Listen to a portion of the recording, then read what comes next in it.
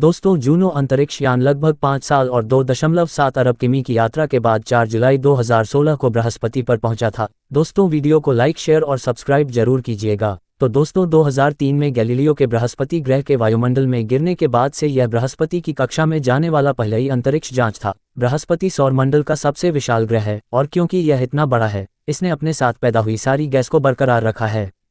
पृथ्वी के वायुमंडल में मौजूद हाइड्रोजन की तरह अंतरिक्ष में रिसकर कोई भी चीज़ इसके गुरुत्वाकर्षण से बच नहीं सकती।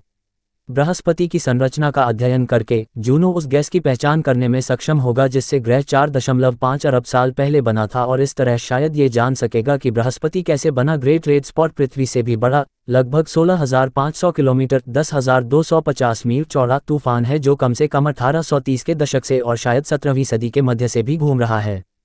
हालांकि यह सदियों से देखा जा रहा है, लेकिन इसके बारे में लगभग कुछ भी ज्ञात नहीं है। इसे क्या शक्ति दे रहा है? ये सैकड़ों वर्षों तक क्यों चला? जूनो को केवल 4,600 किलोमीटर 3,000 मील दूर से उस स्थान का बहुत करीब से दृश्य देखने को मिलेगा जिससे इसके रहस्यों से पर्दा उठ सकता है। बृहस्पति के केंद्र के बारे में या यहाँ तक कि वास्तव में कोई है भी या नहीं, इसके बारे में बहुत कुछ ज्ञात नहीं है। वैज्ञानिकों ने अनुमान लगाया है कि बृहस्पति का मूल संभवतः हाइड्रोजन है जिसे इसके ऊपर के वायुमंडल के भारी भार से निचोड़कर धातु के रूप में बदल दिया गया है। जैसे ही ग्रह की परिक्रमा करते समय जांच की गति बदलती है, जूनो द्वारा पृथ्वी पर प्रसारित रेडियो तरंगों की आवृत्ति भी बदल जाएगी।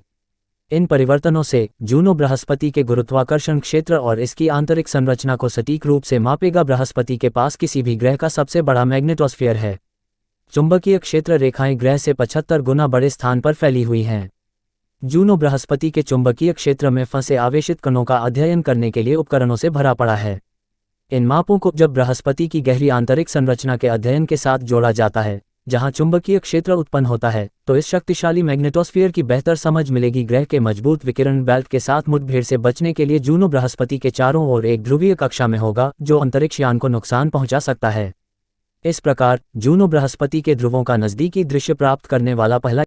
बृहस्पति के ध्रुवीय क्षेत्र बृहस्पति के शक्तिशाली मैग्नेटोस्फीयर के कारण बहुत दिलचस्प हैं, जो मजबूत अरोरा उत्पन्न करता है। ऑरोरल ओवल में ऐसे धब्बे भी हैं जहां से प्लाज्मा की धाराएं बृहस्पति के चंद्रमाओं से ग्रह के ध्रुवों तक प्रवाहित होती हैं।